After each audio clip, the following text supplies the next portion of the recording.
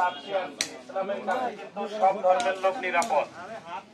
এই জন্য শান্তির জন্য সকলকেই হাত পাখার পক্ষে সমর্থন দেওয়ার জন্য অনুরোধ জানাচ্ছি।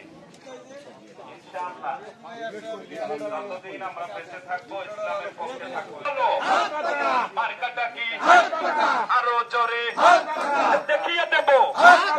বদলা সেন্টারে ফার্স্ট হয়েছে, কতবারে ফার্স্ট হয়েছে, জোরে বলো মার্কাটা কি,